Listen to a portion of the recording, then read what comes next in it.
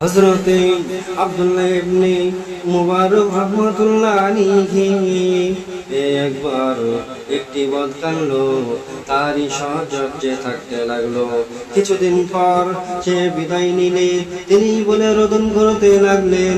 লোকটি তো বিদায় হয়ে গেল, কিন্তু তার পদ অভ্যাস তার থেকে বিদায় হলো না। পরেশগারের নির্দেশন হযরত আব্দুল্লাহ ইবনে মুবারক রাহমাতুল্লাহ আলাইহি একদা তিনি কোনো এক স্থানে গমন করলেন। কিছু দূর যাওয়ার পর পথে লোকজন তাকে দেখে একটি অন্ধকে ডেকে বলল, আরে এ যে হযরত আব্দুল্লাহ ইবনে মুবারক রাহমাতুল্লাহ আলাইহি তাশরীফ এনেছেন, যদি তার কাছে তোমার কিছু প্রার্থনা করার থাকে তা করে নাও। অন্ধ লোকটি তার কাছে আরজ করল, হুজুর আমার জন্য দোয়া করুন, আমার জন্য দোয়া করুন, যেন আমি দৃষ্টি শক্তি ফিরে পাই, যেন আমার অন্ধত্ব দূর হয়ে যায়।